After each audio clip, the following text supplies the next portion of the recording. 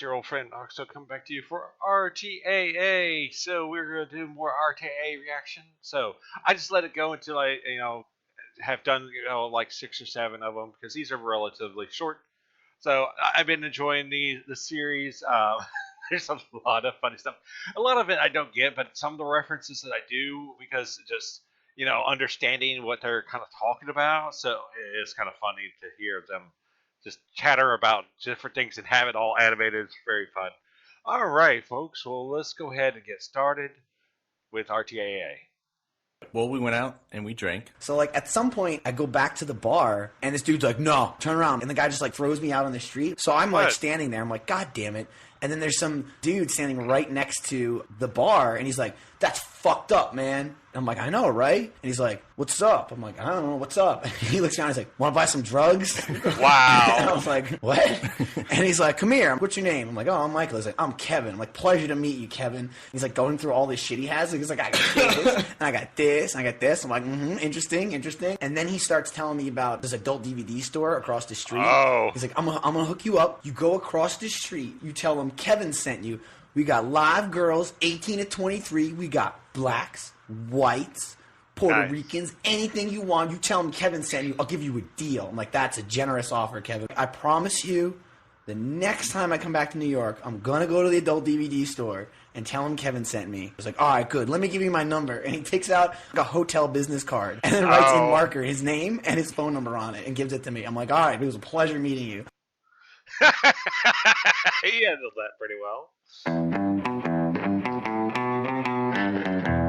Alright, so the next one. I am presenting the award for Best Animation in a Video Game at the Inside Gaming Award. Do you even know the candidates for that? I know the winner already. You can say whatever name you want. You should say Red vs. Blue Season 9. Yes, you should. I could. And then I just palm the card. Eat it. Just like stuff it in your mouth and just start eating it. You're like, oh, you can't prove me wrong. You know what I should do? I should say the winner for Best Animation in a Video Game 2011 is open and go, fuck no, and just walk off the stage. Just throw the envelope on there, like spike it Kick the podium over and walk away. Whenever she sees me, I say, hey, Millie, she goes, I can't go to a barbecue right now with you. I have to go somewhere. Oh, wow. She's the guy that, if you see me, you have to go to a barbecue. Yeah. I've got a Chris story I want to tell. Okay, all right. let's do it. I love the way you order drinks. Everyone else, lines up at the bar. It's like, I'll have a gin and tonic, a vodka and orange juice. And then it gets to Chris and it's, I'll have, I've had people like that in my life. I'm thinking about,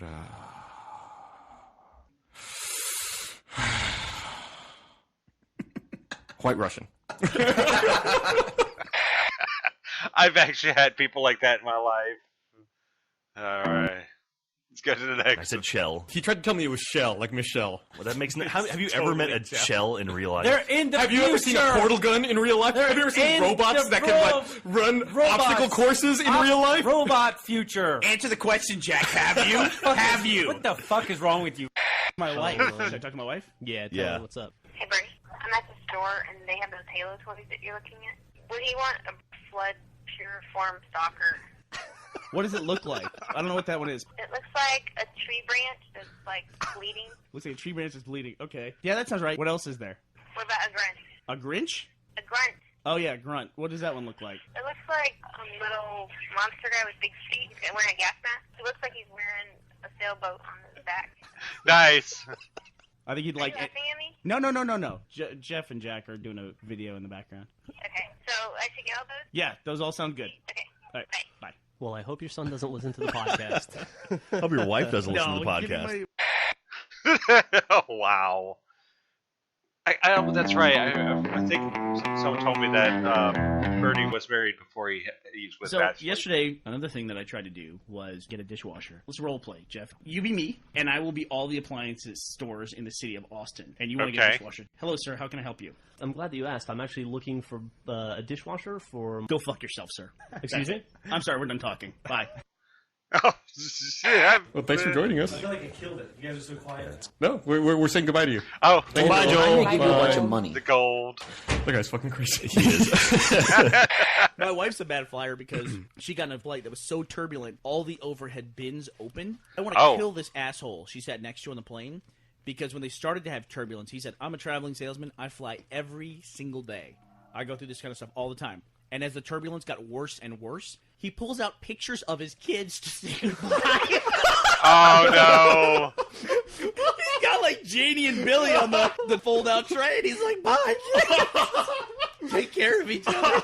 Tell your mom I love her. So she's a bad flyer. The question is, since he's a traveling salesman, does he pull out the pictures of his secret family as well and say goodbye to them? This is my regular family, and this is my Eskimo family. That's terrible. Why would you? All right, to the next one.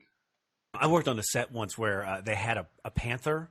They made a whole fucking big deal about this, where it's just like, give you pamphlets, don't do this, don't do that. Everyone stay in a group, because if you get separated from the group, the panther's going to think you're the weak part of the herd, and he's going to go after you. And I was part of this group of people who was supposed to be on stage. Uh-oh. And they were like, okay, bring the panther. And I was like, I got to go to the bathroom. So he's like, you got plenty of time.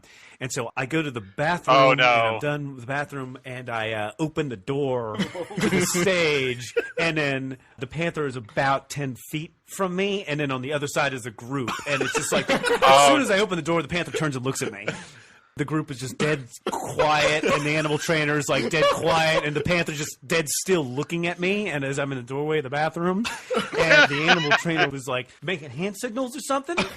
And so I just slowly start closing the bathroom door or whatever. And that only made it like more curious. Playful. About, like what's going on with that door? And sure fucking enough, the panther starts walking towards me, and he comes up to me and he starts sniffing, and that's when the animal trainer was like, Shiva, no! I think eventually that got out of his attention or whatever. Did you try to fake like you were part of a group in the bathroom? Like, hey, big party in here. What's going on, everybody? I heard there's a panther outside. Hide the shotgun. We have so many shotguns in here.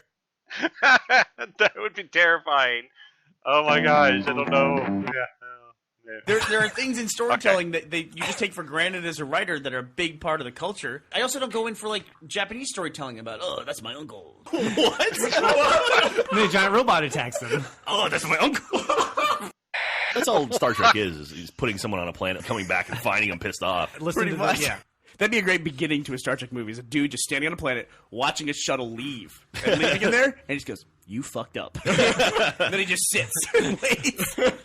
You see the seasons pass, he gets covered with snow, and then the snow melts, and he gets covered with flowers. Then he develops his own spaceship with interstellar travel and goes kills the motherfucker. Exactly. Right. Nice. Left 4 Dead was great in that you're forced to play as a team. I agree with you 100%. Yeah. I don't really work well in teams. No, you don't. No. You yell well You're good at in the yelling teams. part. Everyone, stop what you're doing. I am tackled. I am tackled. How come you didn't respond in 2 The nanoseconds? millisecond a hunter My is on God. Bernie, your headset is screaming at you. You know what? It's an apocalypse. All that matters is that I survived. Oh, wow. Yeah, good. Okay. All right. We're gonna do I don't a like couple movies more. like that. Super disease movies. I don't like movies like that because they usually suck. I hate when it's just like, oh my God, it takes like an hour to get it going. It's like, just get the fucking disease already. Like finally starts spreading, and at first people are like, it's just a cold. Forgot about it. And just eat a fucking sandwich. And then it's like, you're in some secret room, like in the White House or something. They're like, Mr. President, we're fucked. he's like, we gotta get to the bunker. Usually people are pounding on desks or something. And then the movie will have some sort of like ambiguous ending. Like either everyone dies or like 2 people will be immune to it. And it's like, we made it. But like the rest of the planet is like dead already. Wow. There was a small theater in a tiny little shitball mall called the Dobie Theater. I can't tell you how terrible this fucking theater was. They had pillars in the middle of the fucking movie theater. There was also no incline for the seats. You sat in a flat room. So if anyone sat in front of you, 1 row in front of you or 10 rows in front of you, they were still in the fucking way. There's a couple theaters where the seats don't face the screen. Yeah. It's true. How did they ever go out of business? Because they suck dick.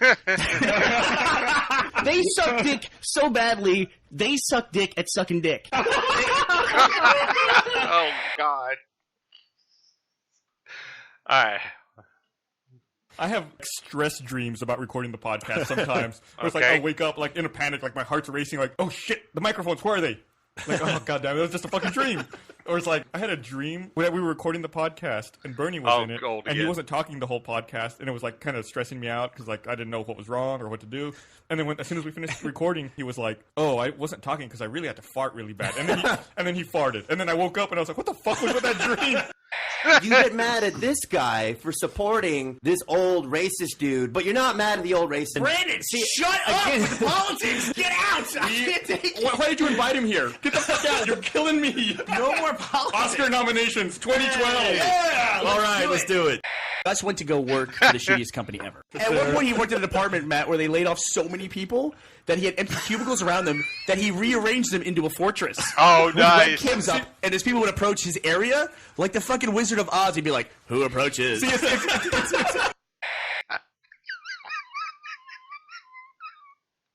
We're gonna go ahead and end it there. Oh gosh, these shorts are pretty funny. Oh gosh, folks, thank you so much for joining me once again. I hope you enjoy these as much as I did. These are pretty amazing. And the gold bit that they keep on doing with Joel is hilarious. And that, I love how they use that in the Red versus Blue. He just has this thing with gold, and then I saw the posters that said horse puncher and the panda thing. I think the bear thing was the bear on the toilet. What? I love how they just circle it back, with the animation, make it, more relevant.